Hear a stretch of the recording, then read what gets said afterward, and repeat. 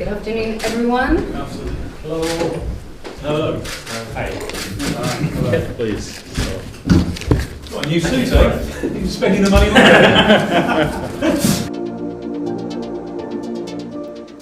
it. Kit Symons, player, coach, manager.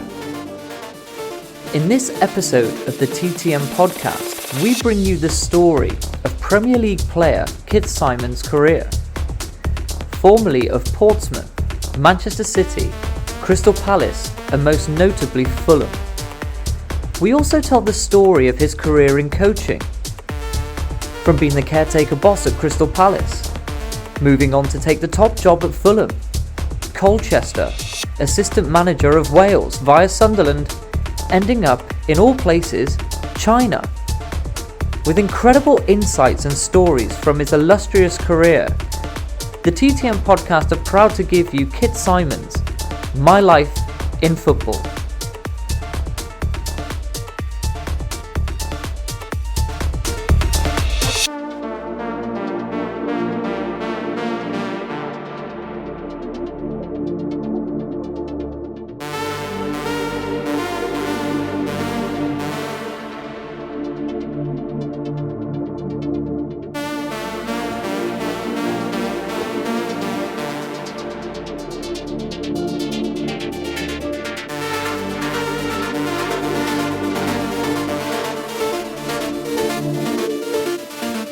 My name's Kit Symons, and you're listening to the TTM Podcast.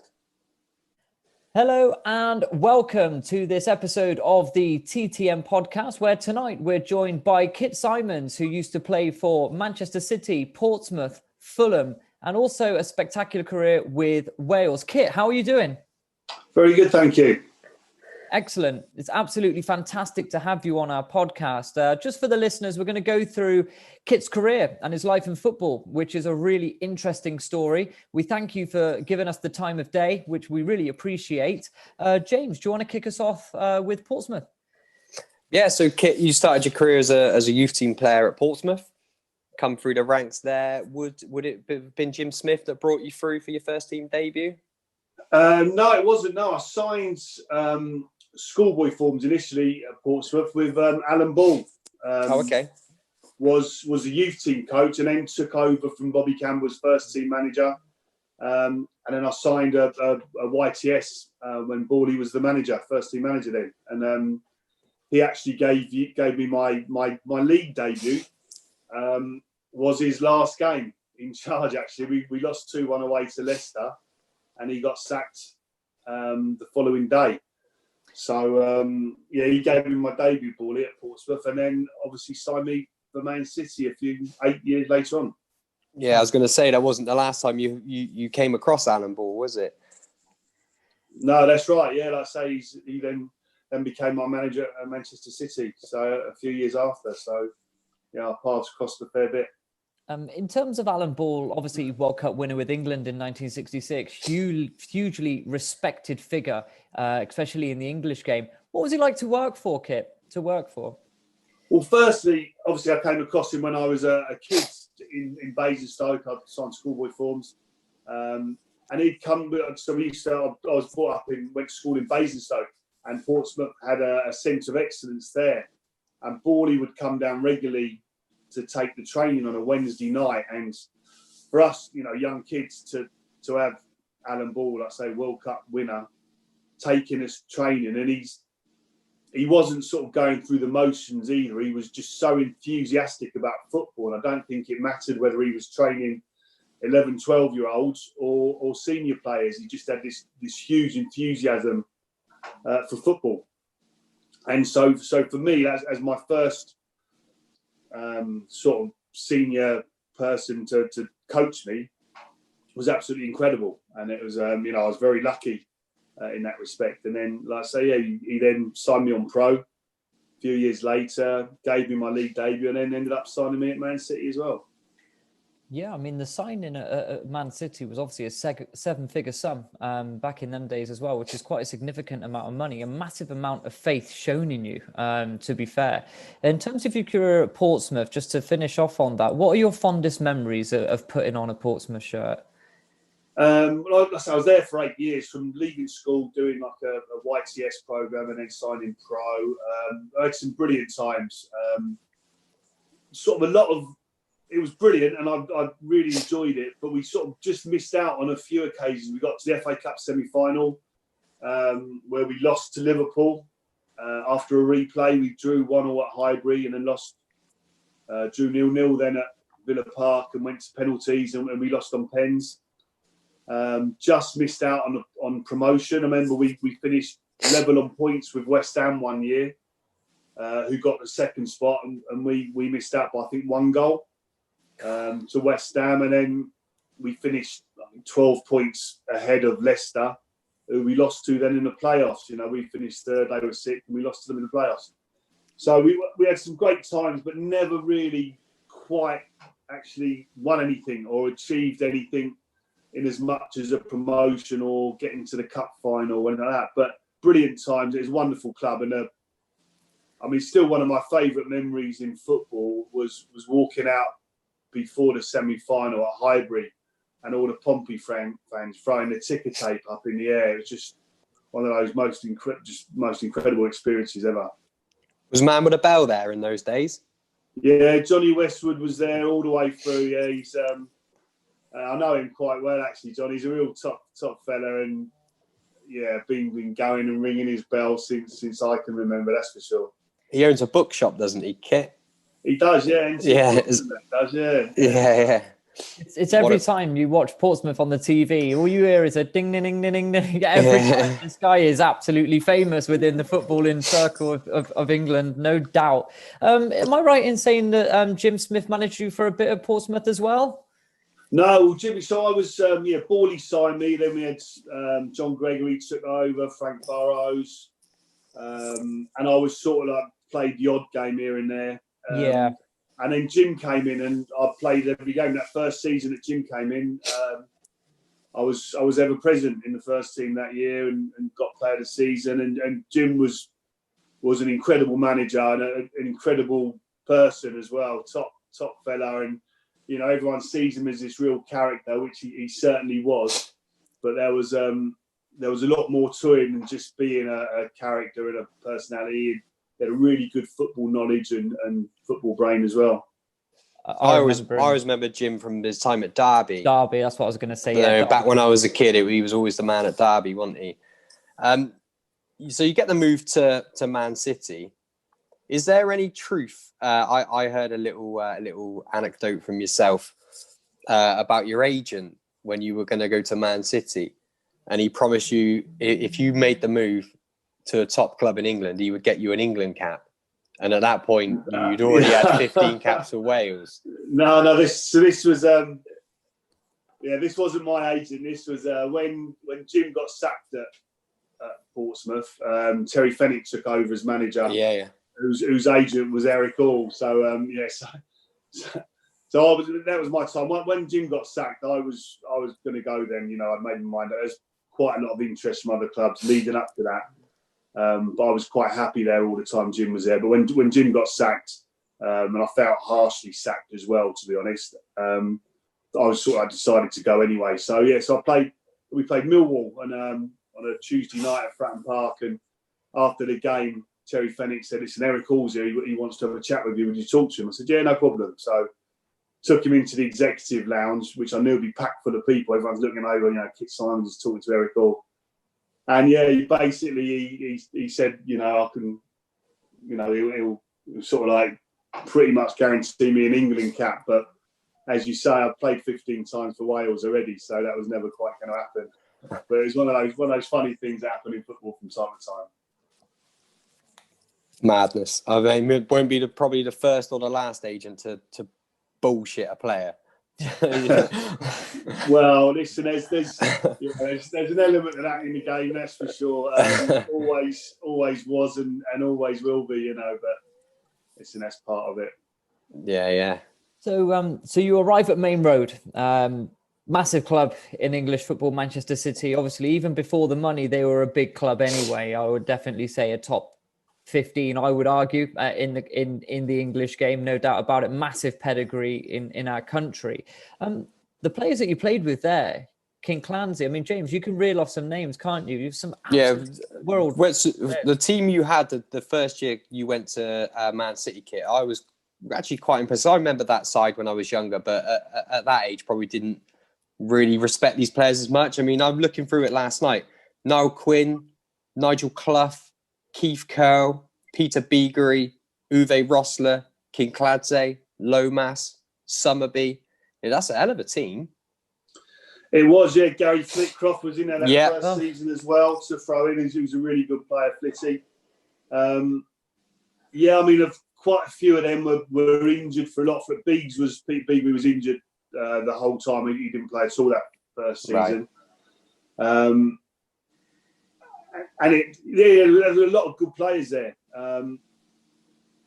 But it didn't, I don't know, the balance wasn't right. It didn't gel, whatever, I don't know. And there were problems at the club prior to sort of me turning up, which I wasn't aware of. And it was a tough time. It was the club was already starting to have a difficult time, and it just obviously carried on and got worse and worse as time went by. I mean, after that first season, pretty much all of those players left. Yeah. To go. It was really sort of me and Georgie Kincladsey stayed. And it was a really tough time. Brilliant football club, fantastic football club, brilliant support and following.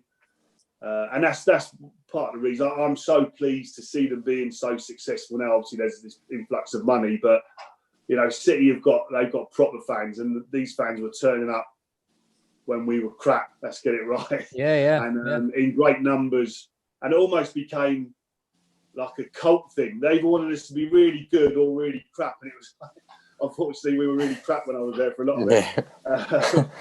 But the fans were brilliant, I've got to say, and that's why I'm delighted and pleased to see them, and they deserve all the success the club's getting these days.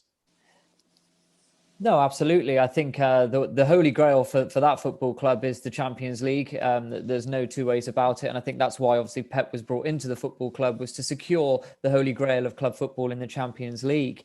Now, obviously, the relegation ensued in the Premier League, and it was a bit of a turbulent time in the Championship as well at that time. Notoriously a difficult league even today, probably one of the world's most hardest leagues is the Championship. And then obviously a relegation again, which was going to be very difficult for any player to take. You then obviously make a switch to Fulham, and an association of love for a football club and Kit Symons. From the outside looking in, as I said earlier, when anybody says Kit Symons, my automatic thing is Fulham.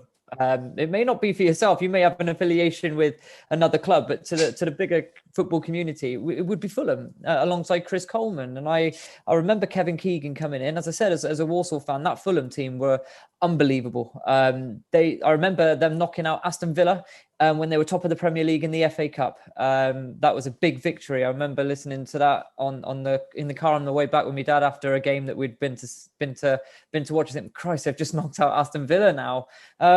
What was it like walking into that dressing room then at Craven Cottage?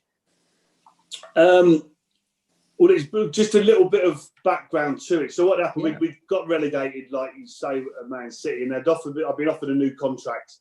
And then literally sort of last minute, that contract got withdrawn. So I was like, I just had my first child, actually, and first little girl, and suddenly a contract taken away. So I started actually training with Man City, doing pre-season training, but knowing that I wasn't getting a contract. It had just been taken away.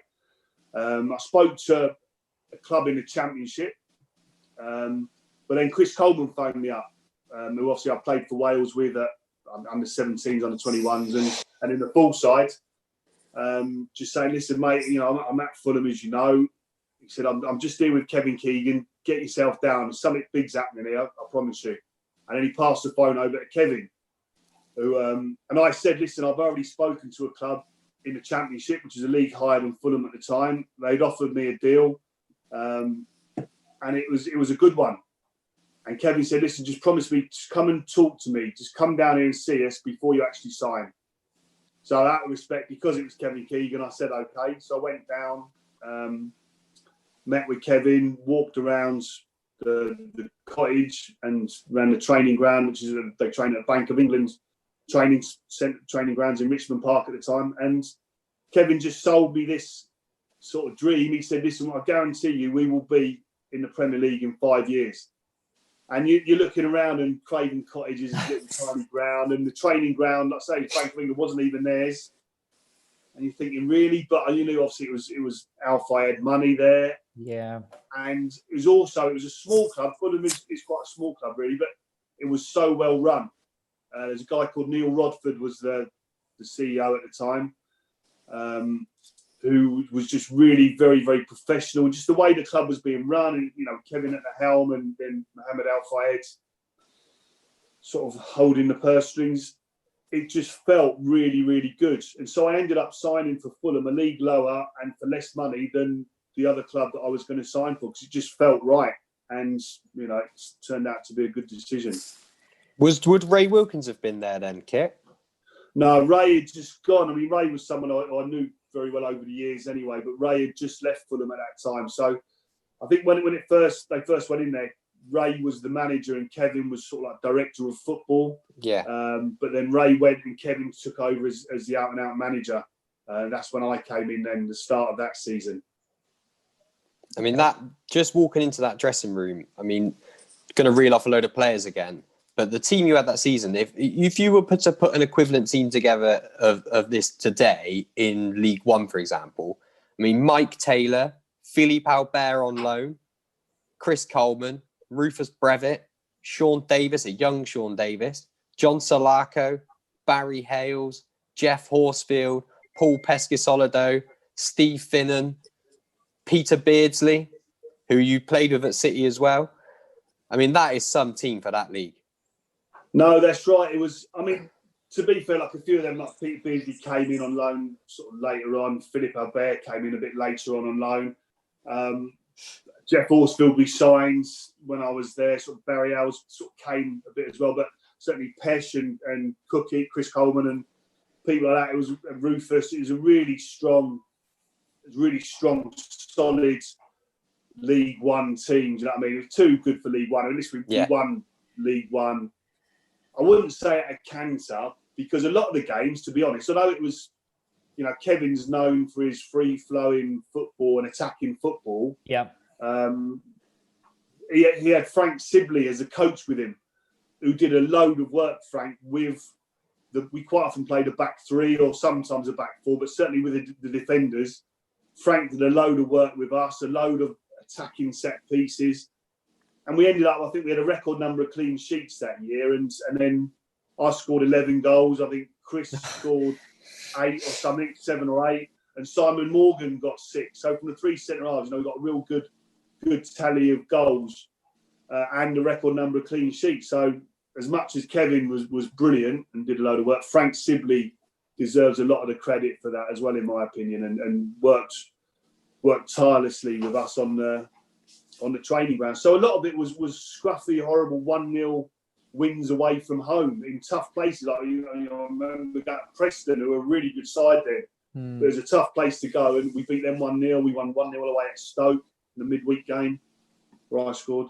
And it was brilliant times. But the team spirit was, I mean, we had a really good team spirit at Portsmouth, but this at Fulham was just incredible. And obviously Chris was the captain and the leader in the changing room. And I was big mates with him going in, but we sort of soon cemented our friendship, if you like, and became like best mates. And Kevin was excellent. His management style, and he did really well. He let sort of Chris Coleman, like pretty much run the changing room. But Kevin kept an eye on it. He made sure everything was going how he wanted, but he let the players sort of run it, and he was great. And he kept our feet on the ground as well. He gave us a lot of credit, but he certainly kept our feet on the ground. He certainly did with me anyway. Yeah. I remember one day I scored 11 goals that first season, and I scored about 5 in 9 games or something ridiculous. I was like, for me, I was on fire. So we were training, and I was my team were on the outside. So 2 teams playing against each other. My team was on the outside, and Kevin's walking round, and he's walking behind me. So he's like, "You're playing well, son. You're playing well." I'm like, "Yeah, cheers, Gaffer." As he walks past, and he's like, "You having a little bit of a purple patch?" So I went, "Yeah, I suppose I am," feeling all cocky with myself. And he said, "I had a purple patch once." I went, "Really?" He went, "Yeah, mine lasted 15 years." And he just kept on walking. And I was like, he killed me. I had nowhere to go. I scored 5 goals in 9 games. Big well. He's got European Footballer of the Year twice, and God knows how many goals and for England and caps and appearances for Liverpool. What a player. Basically, he was just saying, "You're doing all right, but keep your feet on the ground. You've done nothing yet." And for me, it was hilarious because he just took the legs from underneath me. But yeah, really good management for me, Was he one of the lads? Was he properly one of the lads? No. Or was he very much really separated? He wasn't really, no. But he just had a good management style. But also, he could be ruthless. If he didn't like you for whatever reason, you're in trouble, But for me personally, he was fantastic, and I think most of the boys around the club at that time will say exactly the same.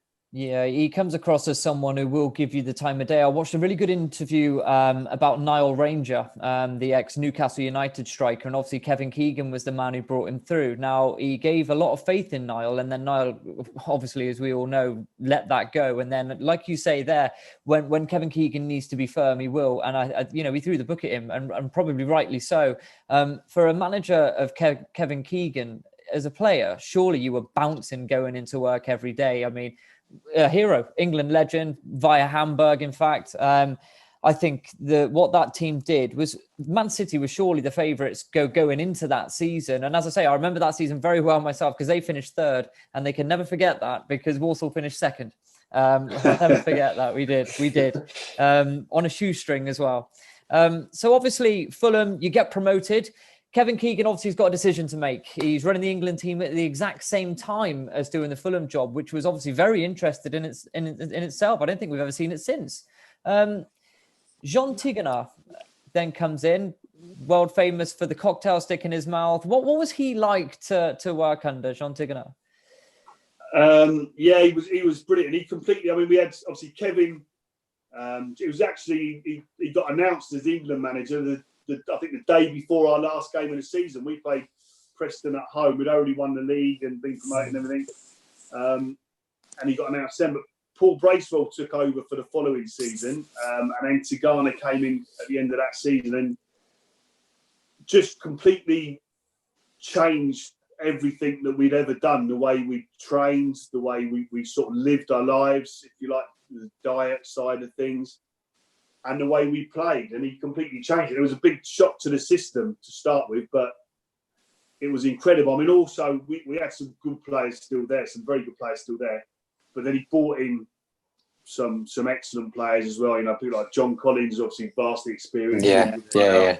Your Louis Stahars and Steve Malbronk's players like that. What a player! Lee Clark was only Mortain. there. He'd come in with Paul Bracewell before. So there's a lot of good players who fitted perfectly for what he wanted to do. Although we didn't realise it at the time, it took a little bit getting used to from some of us. But it was tremendous. And that season, like I say, the team spirit under Keegan was incredible. We won a lot of, like I say, we had to roll our sleeves up and fight for each other, which we were willing to do. But the football under Jean Tigana was just incredible. But we still had that resilience and that fighting spirit as well to go alongside some silky soccer at times. And it was a great combination. Yeah, I know a Fulham fan. I worked with him, and he told me that the Jean Tigana season, where you had 101 points in the Division 1, was the best football he's ever seen at Fulham in his lifetime. So, and that, it's a high praise. Was he, you mentioned he come in and you really changed the culture. Was he very, a similar vein to sort of how Arsene Wenger was when he took over at Arsenal? Was there a lot of parallel with that sort of situation? Had he ever worked under Wenger or anything, do you know? I'm not sure, actually. I don't know. I don't think so. But it was certainly, from what I'm hearing, a lot of similarities to that. And like I say, the style of training. He had a fitness guy, Roger Propos, who put us into groups for the fitness training, and they're very big on that. And it was, like I say, it was just something. It's probably pretty commonplace now in most clubs. Yeah. This style of this way of working, but for us at the time, it was completely new. We'd never seen it before, and it took it would have taken a little bit of getting used to, but the results straight away from the start of that season went bang, were fantastic, and so players, everyone just bought into it straight away, and we were off and running, and it was, like I say, the football was incredible. And I mean, the one standout player for me, like I said, I mentioned a lot of really good players, but Louis Saha, that season we won the championship, was the best individual performance I've seen over the course of a season from anyone. He was just incredible. What's he like, Kit? That season, he was literally unplayable. He was like, he could go both ways. He'd go right or left. Really strong physically, quick over the top, great in the air, incredible spring. He just had everything. And I mean, the big thing from that season, I don't think he picked up an injury previous subsequently in his career. He's had some tough times with injuries, and this is the championship, so it's tough as well. And people, there's a lot of uncompromising defenders in that league, as I know, because I was one of them. So people tried to kick lumps at Louis and tried all sorts of ways to stop him, but he was so strong and powerful and quick, and he took a lot of kicks, a lot of hits. But like I say, I don't know how it came about, but for that season, he just didn't get injured, and people were bouncing off him. He was just absolutely phenomenal. I mean, it says a lot about Louis Saha that when he went to Man United, maybe a few eyebrows were raised. Certainly from the mainstream of football. He'd only had half a season in the Premier League, wasn't maybe well known. He never looked out of place at United, did he? He always did well there. And like you say, he had a lot of injuries, but he never looked out of place at United. He always fit in there. Yeah, he was. No, he didn't. Well, our first game for Fulham in the Premier League was Man United at Old Trafford, and he scored. We lost 3-2.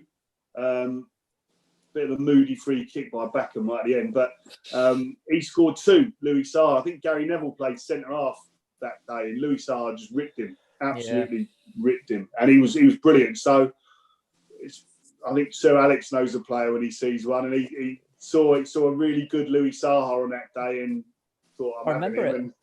I'm sure it was a January move. I think he did really, really well for the first half of the season. And I remember him then going to Man United. He just carried it on. He was, like you say, the perfect physique, the specimen. As a forward, he had everything. When you think about it, really underrated player, Louis Saha, no doubt about it.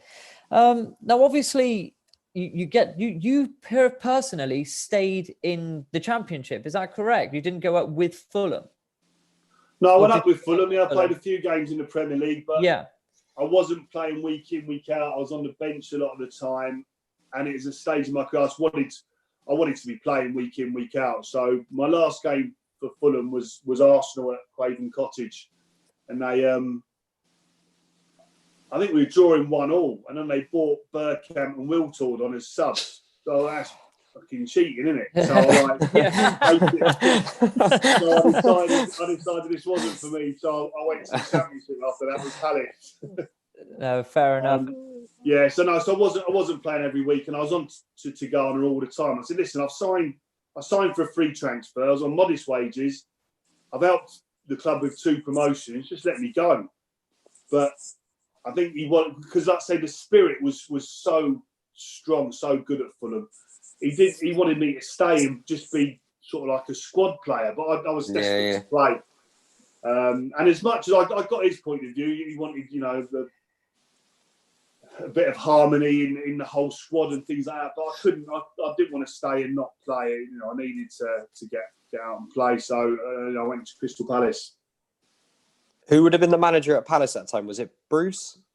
Well, Brucey was trying to sign me. He tried to sign me a couple of times, actually, at Huddersfield and at Sheffield United, which was when I signed for Fulham. And so Brucey was signing me. So the deal was going through, and then he went to Birmingham. So in effect, I was Trevor Francis's first signing, but the deal was already done with Brucey. But we just carried it on, and I still wanted to leave Fulham, so I wasn't playing. And so I ended up being Trevor Francis' first signing. So what was it like to sit round a table opposite Simon Jordan and go into negotiations? Yeah, well, negotiations were fine. That was all sort of done via an agent and the chief scout at the time, a guy called Barry Symons. So that was right. But I had big dealings with Simon. Then a few years later on, when I became player caretaker manager, so that's when I really started having dealings with Simon, and they were colourful, I think is fair to say. No, I really like Simon Jordan, just from, he's on the radio a lot. And I personally think he talks a lot of sense, but it's tinged with a little bit of bitterness sometimes. But I mean, if you want a guy to tell you, what is what, I think he might quite be your man. Did you get on with him, or was there ever did you fall out with him? Yeah, was he unreasonable? Loads of falling out with him. I was only a player caretaker manager for, I don't know, it was 8 or 9 games or whatever, and I had loads of falling outs just in that short time over some sort of ridiculous things as well. It was some of the stuff that was going on at the club were crazy, absolutely crazy. But yeah, we've got a respect for each other, Simon and me. And he, listen, I took over the Palace team when they were having a really, really bad time, and certainly steadied the ship. And I remember, my last game in charge was we played Reading away and won 3-0 at the Majeski, and pretty much that team that played that day was the team that then won the playoffs later on that season against West Ham. So he does. We've got a respect for each other, Simon and himself. But we sort of clashed horns on a regular basis when I was in charge at the club. I can imagine him being quite petulant. Yeah, well, it's over a lot of it was stupid things. I mean, one of it was it was sort of like, I took over November the 7th or something like that, I think it was, just after fireworks night, and so it's starting to get cold and rainy and wet and stuff, and the players, so I wanted them all to have their flu jabs from the doc, and the doc said to me, bit of a problem. I'm like, what's that? He said, we haven't paid for last year's flu jabs yet. So I had to have a row with Simon about that to get last year's flu jabs paid before we could get this year's done. And that was a problem. And then, like I say, it was November, so it was rainy and cold and stuff. And the players didn't have any wet socks. So I'm like going on, I'm trying to, I'm the manager at the time, I'm player caretaker manager, but I'm manager at the time, and I've got more to worry about than the players having wet socks. But I had to go through the whole process, finding out what had happened, why have they got no wet socks. What they've done, we got given the allocation for the team, and they'd sold them in the club shop. So I'm like, we've got to have flipping wet socks. So that was another round with Simon. We had an argument about that.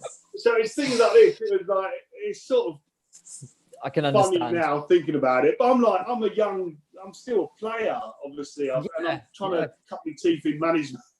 I'm arguing about things like this, but it was a great time, and the players were brilliant with me, and I absolutely loved it. I've got to say, what was the best thing was, because I was player caretaker manager, quite often I'd put myself sub, and then if we were winning 1-0, I'd put myself on there for the last 5 minutes just to get on, tap the crowd.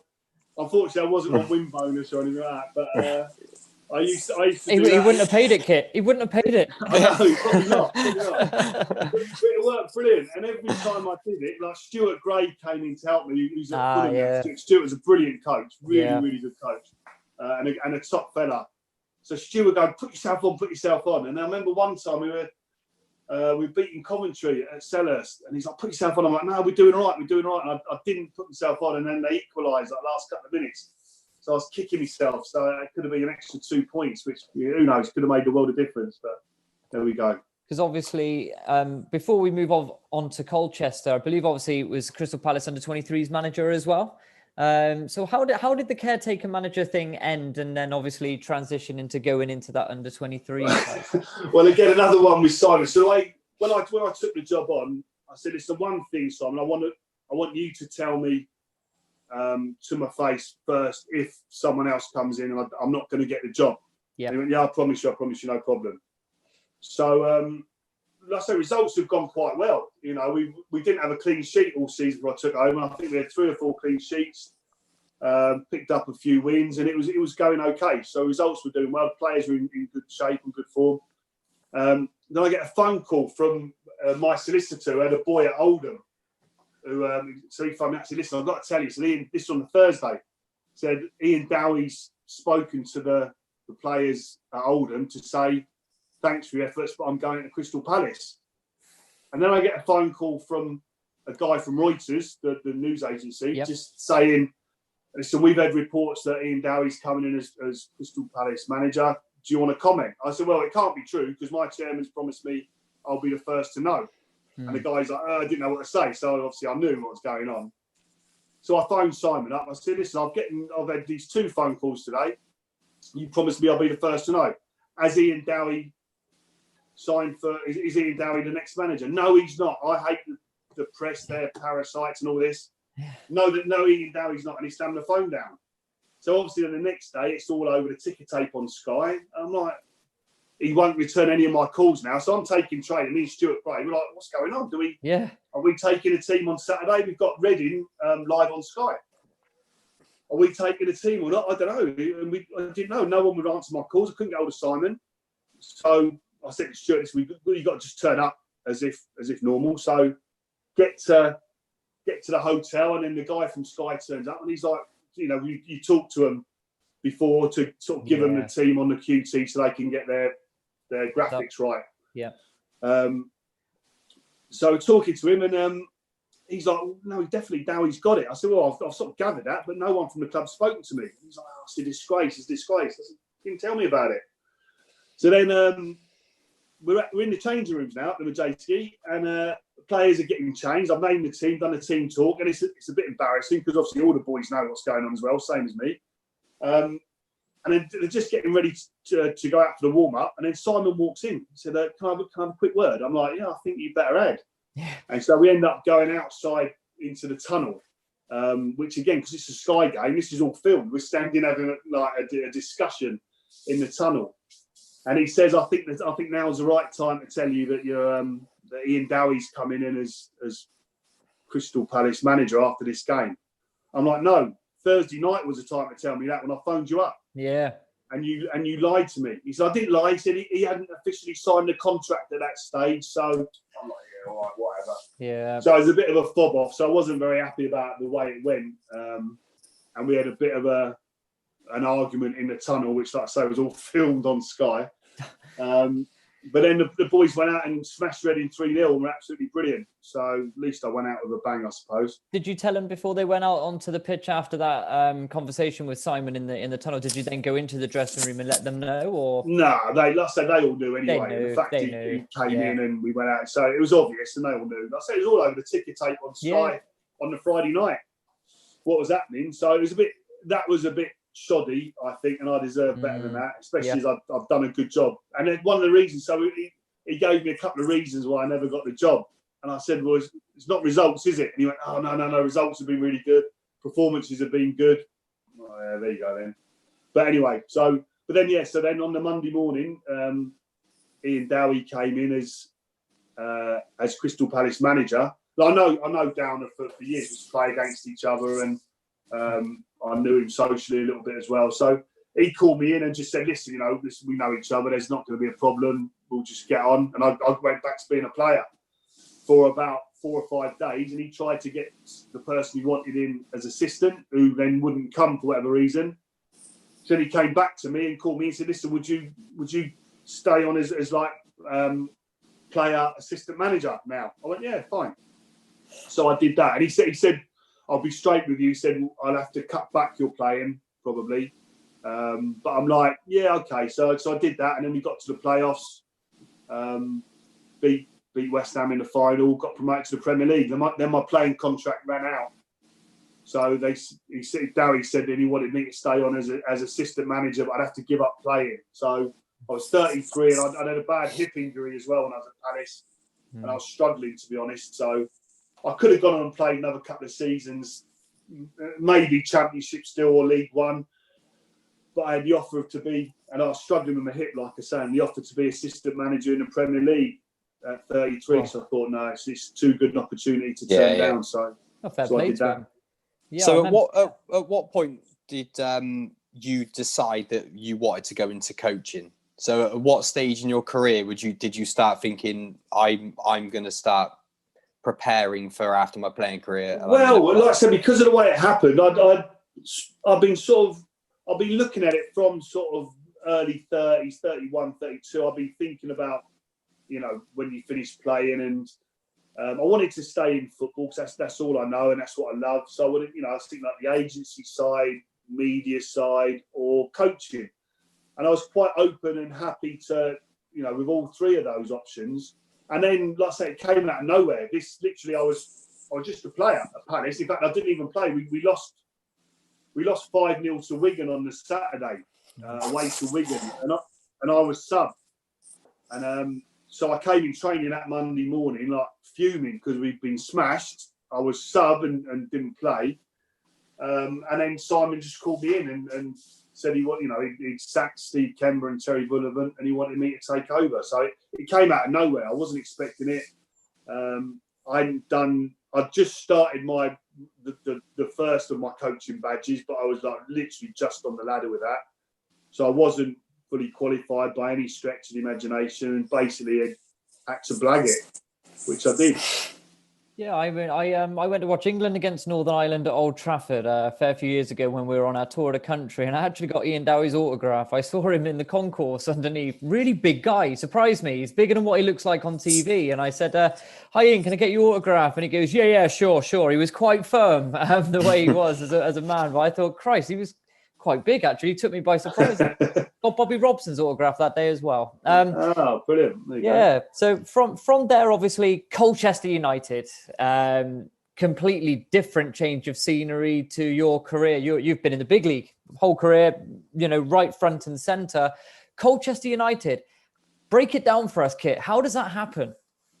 Yeah, well, I was at Palace and I stayed. So Dowie Dowie left. He went under a bit of a cloud. He left Palace and went to Charlton because it was closer to Bolton, if you remember rightly, which is when it did. So anyway, that was all a bit of a mess. But anyway, so then Peter Taylor came in, so I stayed on as assistant with Pete. Good manager. And then Pete got sacked, and then Neil Warnock came in, and so that was time for me to go. He came in with Keith Curl as assistant and stuff, so it wasn't going to go well for me. I read that straight away, and I decided it's time for me to leave. And be fair, like I said, I'm not always seeing eye to eye with Simon and everything, but he was really good when I spoke to him and said, "Listen, I can't stay here now." And he was good as gold with that, and I got a percentage of my money that I was owed or something, and he was very good with the way he did that. So it certainly for that I've got a lot of respect for him and a lot of time for him. So then I was out of work, and I just saw I think it was Nick Arthur he was assistant with Geraint Williams, who I played for Wales. I knew Geraint well, a real top fella. And I just saw that I can't remember, it was Mick, actually. So you had Mick and Mick Adams at one stage as well. I can't remember, one of them had just left as his assistant. So I just thought I'd give him a ring. So I phoned him up. I said, "Right, George, how are you, mate?" I said, "I see, you haven't got an assistant at the moment. Fancy a cup of tea?" So I drove up there, saw him for a cup of tea, and then went in as assistant there. And he was brilliant, Geraint, and really methodical the way he worked, and everything had to be spot on. And he was just a really nice guy, really good bloke as well. And I went up to Colchester and really enjoyed that, working with Geraint. And so that's basically how it came about. I just phoned him up, went up for a cup of tea. So would that have been League One at the time? I think I went in right at the end of the season, just as though they were pretty much relegated already from the Championship. Right. Okay. One season in Championship, and then at Layer Road, and then for the start of the next season, League One, they were in the new stadium. Yeah. And that was part of the problem. you get the curse of a new stadium. I think quite a few teams have had it. And Colchester certainly did. We couldn't get a win at the stadium, unfortunately. And then Gowan got sacked. Obviously, then you did a little bit of a stint as caretaker there, I believe, as well. And then obviously the romance begins again back at Craven Cottage, coming in under Roy Hodgson. And that Fulham team, I can reel off the top of my head. You've got your Jimmy Bullards, I mean, was it Danny Murphy, Paul Konchesky, Anthony Amy, I believe, was there. Zoltan Gira. Yeah. Oh, what a player he was. Dempsey. Yeah. Bobby Zamora. Yeah. Danny Murphy. Yeah. How did that come around? Brett Hadlang. Yeah, what a player. Good player. How did that sort of come around, Kit? How did you end up then back at your, I'd say footballing home, and really in some ways is Fulham? Well, what happened again is sort of quite obscure and weird how things come about. So the chief scout who signed me at Palace from Fulham was now the chief scout at Fulham, a guy called Barry Symons, who's working with Roy again now at Palace. Right. And so Barry phoned me up, and I just went in and did some scouting for him just for expenses. But obviously that was the Europa League season. So I went in, I was doing, going sort of all over Europe really, scouting just for expenses to start with. Then I got in, and I knew a couple of guys in the academy. So speaking with them, so I ended up doing some scouting and then a little bit of work with some of the younger age groups in the academy. I went away with the under 13s, I think it was, to Finland for a tournament and did a bit of work with them. And this, like I said, this was for no money to start with. Then I ended up getting like a sort of small split contract, some for the scouting, some for academy work. Yeah. And then ended up helping Gary Brazil was the under 18s manager. So now I spent a lot of time helping Gary. And then Gary just said to me one day, listen, I'm moving back to Nottingham because his kids were up there, had a job in the Premier League. And he said, I'll be moving in a couple of months, but I think you should take the job as the under 18s. And he discussed it with them with Hugh Jennings, who's academy director, academy manager.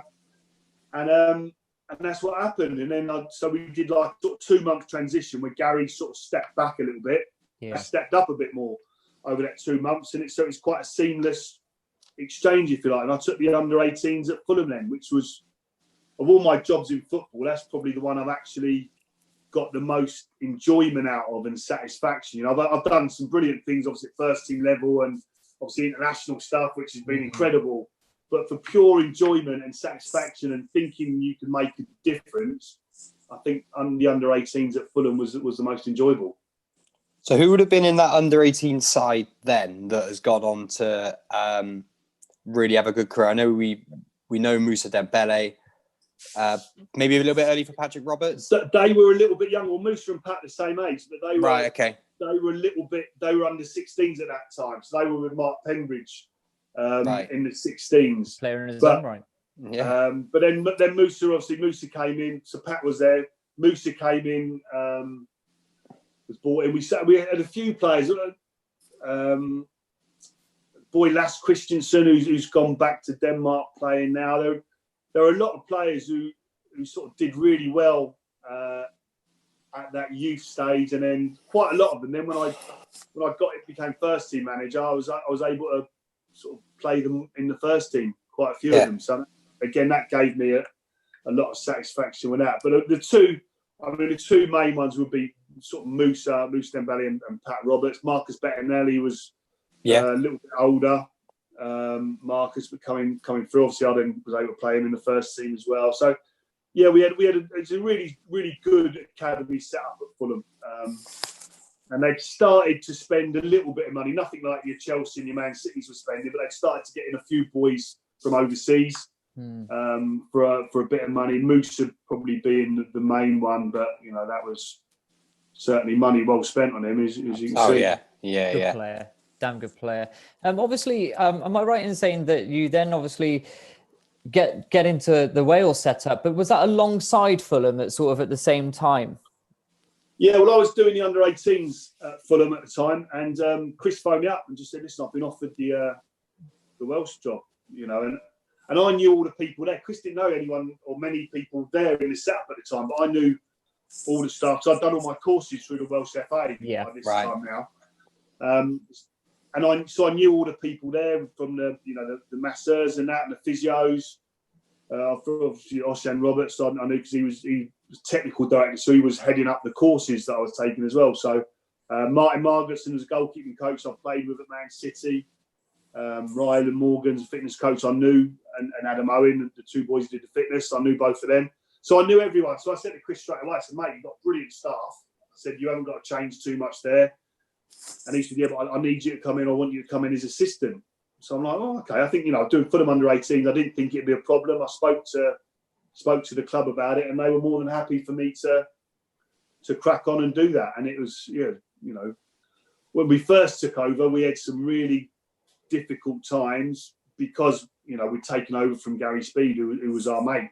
And it was it was a country in mourning, basically. The staff and the players, people were distraught and struggling to come to terms with what had happened. Yeah. And it was really tough time to start with, and we had a lot of tough results on the pitch. Things weren't going well. And then it suddenly, Serbia away was the low point. We got smashed away at Serbia. But that was a turning point. Then I think after that, because a few things changed, and then we just went on an incredible run. And obviously, all the way to the semi-finals of the Euros. Yeah, you beat England there, and England won the match. Actually, I remember Daniel Sturridge, which was great. I have to say that as an England fan, no disrespect, but to be fair, you got further in the tournament, so that deserves massive credit. You're right. Obviously, Gary started off something in at that Wales level, and then you and Chris, it seems like, just took it on from the outside looking in. I remember Wales playing away at England at Wembley in a friendly. And I saw the lineup before, and I thought, my God, like, they're actually a damn good team. Gareth Bale, Chris Gunter, just proper, comfortably solid players. But then you had people like Joe Ledley, probably underrated through his career, I believe. I think he's a really good central midfielder. Aaron Ramsey coming through, Joe Allen coming through. There's some real talent. Ben Davies. Yeah, really good team. Obviously culminating in that Euro 2016, I think they did so well. To say that I wasn't secretly hoping they'd do well. All right, okay, I'll admit, I was. Apart from when we played England, when Bale scored, I still think Joe Hart should have kept it out. I would have kept that out. But it is what it is. Gareth Bale, there's an aura about him, isn't there? The guy's a class act. But like you mentioned, there's a lot of really good players there. But I think I touched on it right at the top of the interview that the team spirit of Fulham was incredible when I was a player there. Only matched by the spirit that this group of players had with Wales. It was so a lot of good players, really, really good players. But when you get good players, then with that team spirit and belief, it's incredible, and that's what we had back then. It was fantastic. It was something very, very special, and I think all the players and the staff that were part of it will all say exactly the same. It was just something special, and it all comes from the top. So Chris sort of set the tone, but then he again, like I said about Kevin Keegan, he gave the players a lot of scope to manage themselves in certain aspects, but then he was very much the man in charge, and the buck stopped with him. But just his man management style and techniques, and then just the balance and the way that group of players gelled. Everyone, we just loved coming away. We loved every camp and playing. Our biggest problem was the injured players turning up because they wanted to come and didn't want to miss out on anything. And so we'd have loads of players who were injured, couldn't be in the squad, but they'd want to turn up for camps. Yeah, we'd have to bin them and get rid of them, send them back because we wanted to see them, and so they'd come in and they want to see their mates and that. But then we'd have to try and get them back to their clubs because our physios were overworked. But people just everyone wanted to be part of it, and like I say, the players, the spirit there was brilliant, but the staff were fantastic as well, and the way it all sort of dovetailed together was something very, very special. Of course, sometimes unsung heroes would be the staff. You look at that team from the outside looking in. The two outstanding players, would be Aaron Ramsey and Gareth Bale. But then let's not forget Joe Allen. You know, I follow Liverpool. Fantastic player, Joe. Yeah, brilliant. It's really simple, really good player, actually, underrated in my opinion. Managing Gareth Bale, have to ask the question, it'd be rude not to. World-class talent. Is he as dedicated and professional as he looks from the outside? He looks literally, he just lives and breathes the sport. Yeah, I mean, the biggest sort of problem you got with him would be he just wants to have a kick about with his mates. So you got to remember, like a lot of the boys in the squad at that time had all come through together, and they were big mates. So he's like, and they're daft as a brush, like a lot of them. So him and Chris Gunter and Joe Leds, and they're just messing about. They're big kids messing about, like, you know, it's whatever kick about. And but I mean, Chris will tell you the same. Just a joy to manage. Really easy to manage because he, as you said, he's just such a good professional, Gareth. When they say Wales Golf Madrid, is it true? He loves turning up for Wales, 100%. It's his country, yeah, absolutely. He loves his golf. Yeah. I mean, you just look at what he's achieved for Real Madrid. So, listen, a lot of that was. I mean, that was what he got. He got sort of. That was what was aimed at him from one of the papers in Spain, and he just gave it back to them. He's only on that flag was what they were saying about him prior. So he's almost like, you know, right back at you type thing. But those weren't his words. Those were the paper's words about him. Yeah.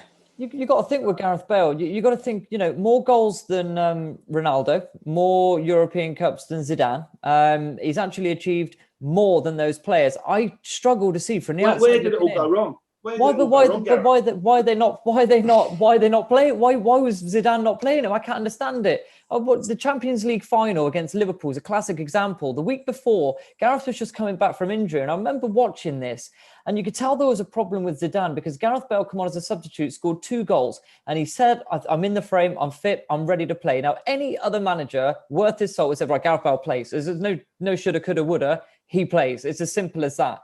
Didn't play him. So then he come off the bench. Okay, Karius had a brain fade. But the first goal was world class. That is one of the greatest goals I have ever seen because of the pressure and the situation that it was. Because that game was level. Mane had just equalised for Liverpool. And to be fair, Liverpool were doing really well in that match. And for Gareth Bale to pull that out the hat, wow, stunning. There's something not quite right with Zidane there. That really surprised me because I think he was the one who recommended Gareth Bale go to Real Madrid in the first place.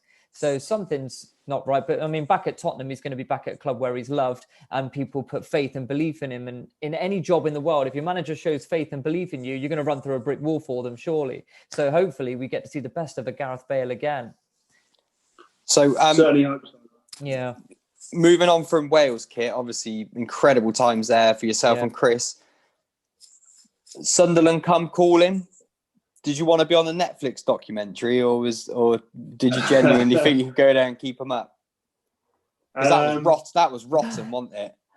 Yeah, it was a really tough time. Now we actually with the Netflix thing, we signed our contracts, and then Martin Bain, who was the chief exec, said, "There's one thing I forgot to tell you boys." And he mentioned about the Netflix documentary, but obviously he had no say in it. It was all done through the owner, Ellis Short, who we never met. Yeah. Or spoke That's outrageous. Can't believe that. Or heard from, any way, shape or form. And so it was one of them. We just sort of got on with it. We certainly wouldn't have chosen to do it, especially not the state the club was in. But saying that, you know, we ended up getting quite pally with a couple of the guys who were doing it from the production company, and they've stayed friends now still. So because they're actually Sunderland fans, aren't they? Yeah, they are. Yeah, it's a big production company, Fulham 73. So so it's like it was one of those. It was difficult, a very, very difficult time, but it was it's a brilliant club, and now Chris and myself were both similar in as much as we like a challenge and we'll take a challenge on. And like I said, the Sunderland one didn't work out as we would have wanted. We honestly thought, we knew it was going to be tough, but we thought we would just about have enough to keep the club up. But then, I mean, as you can see from the documentary, just everything that could go wrong went wrong. Yeah. It was unbelievable. It was absolutely incredible. But, again, a fantastic football club with brilliant support and a lot of good people working there. So I'm just pleased to see them sort of doing well at the moment. Yeah, that's one thing that really came through on the documentary, and it for all the bad that was going on there, the fan base was unbelievable. The passion up there, just the North East in general was a real hotbed of football, but even like just the Sunderland fans, they took an absolute, you couldn't get much worse really, could it? And they were still there, 40,000 there every week. Well, I said about the Man City fans, when I was at Man City having a tough time, and the fans, it was almost like a cult following. Fans turned up in the numbers. Sunderland's very similar, again, similar sized clubs, massive clubs, Sunderland. And the fans turn up no matter what, and it was hard. It was very hard. And it was almost like a bit of a sort of toxic atmosphere at the Stadium of Light, which like I had at Main Road. And it gets like that. But, these fans are just so passionate. They want their club to do so well. And it's hurting them, and I understand it fully. Listen, I've been on the receiving end of it personally, and it's not nice and it's hard to deal with, but I get it. I'm a football fan as well as having been a player and a coach and a manager and stuff. I'm a football fan too, so I get how people feel, and it's and a lot of the time it's certainly Sunderland and Man City, the fans are angry because there's been a lot of things that have been done badly and wrong to their football clubs that have got it into the state that it's in at that time over a long period of time. It's a culmination of a lot of things. So although at the time when I was at Man City, you can't help but almost take it personally, and it's hard to deal with, really tough to deal with. Yeah. So on reflection now, and as I've got a bit older and down the line, I do understand it and I get it, and it's not personal to you. It's like I say, it's been a build up over a long period of time, and because people have done wrong by their football club, and it shouldn't happen. I mean, Jack Rodwell, unbelievable. To be honest. It's an unbelievable situation. I think he refused to play at one point. I mean, you got a player there. Injuries have obviously dictated his career. I mean, he started off very well at Everton, got the big move to Manchester City. Sunderland step in, paid a hell of a lot of money per week for Jack Rodwell. I mean, what was the situation there with him? Well, we went in. Sunderland played Millwall at home on the Saturday, and then me and Chris went in straight after that, and we took training on the Sunday the next day. So in that Millwall game, Johnny Williams dislocates his shoulder. Duncan Watmore does his ACL. Robin Reuter, the keeper, chucked two. The 4 goals were like 4 horrific, of the worst goalkeeping mistakes you'll ever see. So we come in training the next day. We got 2 really serious injuries. Keeper's on his knees, sort of thing. We're like flipping out. So we do a light training session, and Jack Rodwell's in that. So I'm talking to Chris, and he's 6'2", and he's like a thoroughbred racehorse. The way he moves, he glides across the ground. We knew all the situation and the stories surrounding him and stuff. But we're looking at this training session. I'm like, mate, we play Aston Villa on the Tuesday night at Villa Park. I'm like, Cookie, he's starting Tuesday night. Look at him. He's a thoroughbred racehorse. Yeah. And Chris is like, yeah, too right. Really light, easy training session. About 10 minutes to go. Jack walks in with a hamstring. And he didn't get out of a cancer sort of thing. So, and then he was out for ages and we didn't see him. And we would have loved to have had him fit and available to play for us. He would have been in, but just never. Again, listen, there have been things that have gone on for a long time before, and we're just picking up the pieces at that time. Sure, yeah, absolutely. Millions of pieces by the sounds of things. Lots of pieces, yeah. It was a broken, fractured changing room, to say the least. So it was really difficult. But again, brilliant football club. And as much as it didn't work out how we wanted to, it's sort of like a privilege to have worked there, Yeah, so absolutely. That's the way I view it. And like I say, I desperately wanted the club to stay up. And even when we went down, we'd made plans and we had potential signings for League One. So we were sort of prepared to stay and planning to stay regardless of the outcome. So it was unfortunate the way it panned out. Now, obviously, football's a crazy game. A game we all love, honour, respect, and need in our lives. As far as I'm concerned, something comes out of left field next. China. How on earth did that happen, Kit? No idea, to be perfectly honest. So we've been sacked at Sunderland, but I've got a rented flat up in Tynemouth, which was beautiful. I mean, you say about the football up in the northeast, but what a beautiful place to live as well. The coastline and scenery, some of the countryside up there. I was blown away. I've been up there playing football loads of times, but I'd never really experienced it, seen it. And so I had this flat in Tynemouth, right overlooking the King Edward's Beach. It's beautiful, King Edward's Bay. It was a fantastic little spot. So I had that for another 3 or 4 weeks. So I thought I'm staying here. So I was in the flat getting ready to go out, and then got a phone call from Chris, who was in Paris, and he said, "We go to China, mate. I've signed. It's all done. We're off." I knew he was having talks, but I was like, bloody hell. So, and that was it. That was, I think, on a Sunday, and we flew out to Beijing on a Friday. So we had to rush through visas and stuff like that. I had to pack the flat up and get out, and it was literally that quick, and it sort of came pretty much out of nowhere. But again, that was just an incredible experience and something we loved. What was the club? It was Hebei China Fortune. Is that what they're called? That's right. Yeah, that's correct. So when you took over, obviously Manuel Pellegrini had just gone to West Ham. Well, we took over. It was halfway through the season because it was the World Cup that year. Right. So they had a break halfway through the season for the World Cup, and that's when it's literally they had a dinner after the last game of the first half of the season, and Pellegrini sort of announced then that he was going to West Ham. So then we went in, we did like a mini pre-season, like a 10-day pre-season, then straight into the second half of the season sort of thing. So we took over. I think they were 4th or 5th bottom, and we went in and not doing well at all. And there's like genuine fear of relegation. We were told it wasn't a particularly good, or it was certainly a difficult changing room, but we went in there and it was brilliant. We loved it. It must be a bit of a difficult changing room when you've got people on X amount of money, and then obviously the native Chinese players on clearly substantially less money. What was it like? Obviously, you've worked with some great players during your career, and your Gareth Bale is obviously the standout one, to then working with Ezequiel Lavezzi.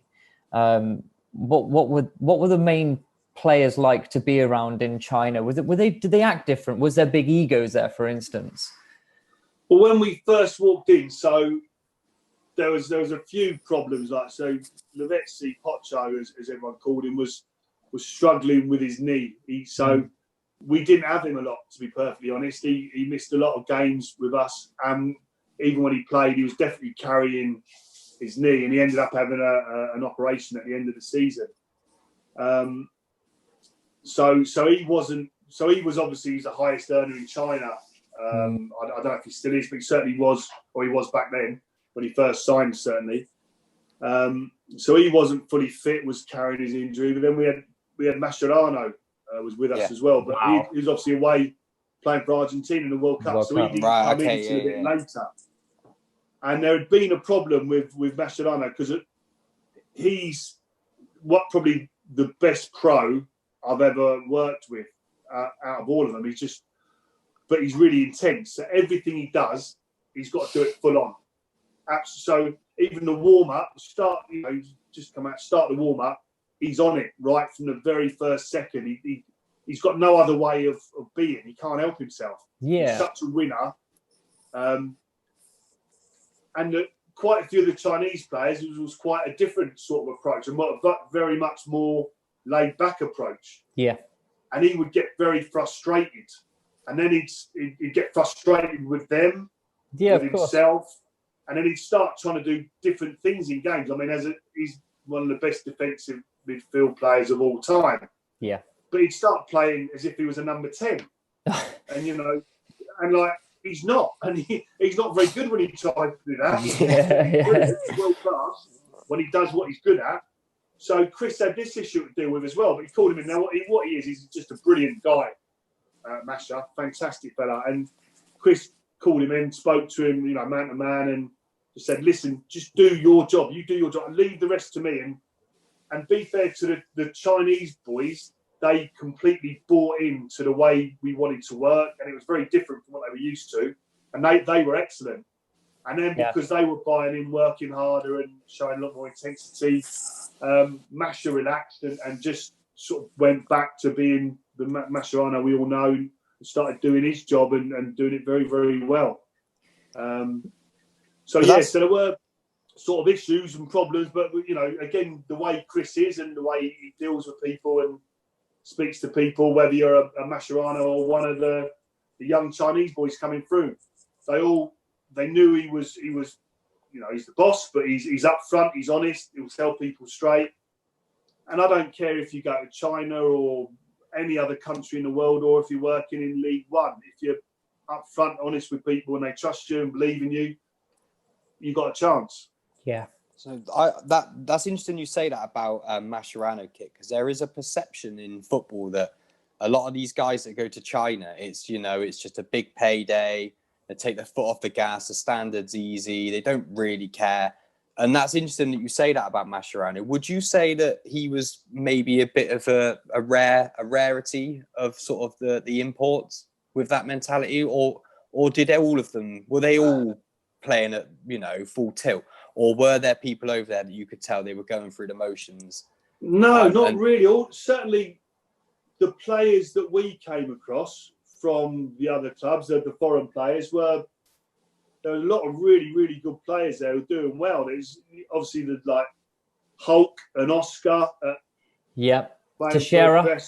SIPG. So many sort of good players. Really, Talisca, Evergrande. So many brilliant players. And Pella he's was class.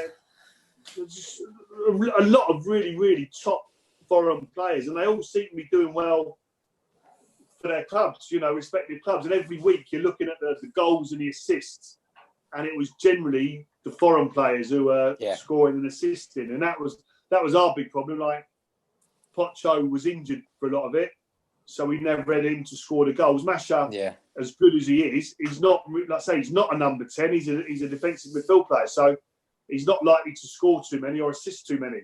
Well, the closest kit that we get to these players is on a football manager game. It's a simulation game. And it's the closest we'll ever get to it, if we're honest.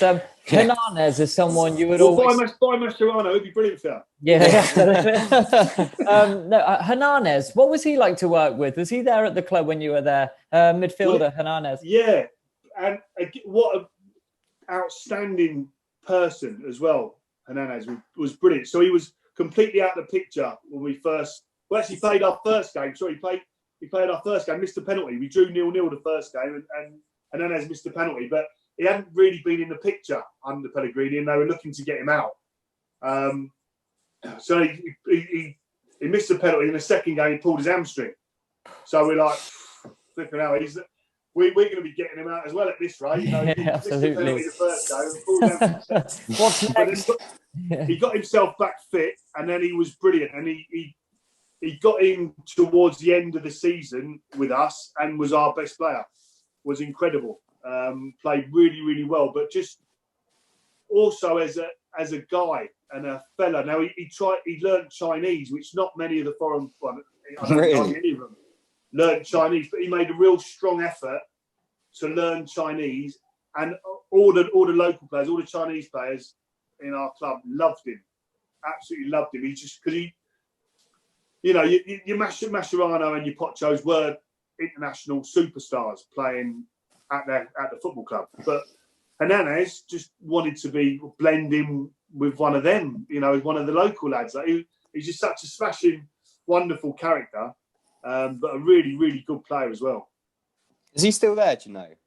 No, he's left. He left the end of that first season. He's like... he'd done well for us as well, really well for us, and we would have been happy to keep him. But the recruitment is another issue over there altogether. Yeah.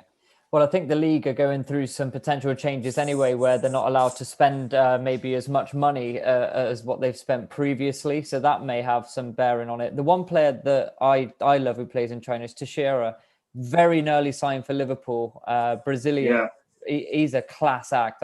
He should have graced the Premier League, in my opinion. I think he's brilliant. So obviously you leave China and we find ourselves to where we are now, looking for potentially the next club. Clearly you're going to get one. You've got too much going on your CV to ignore.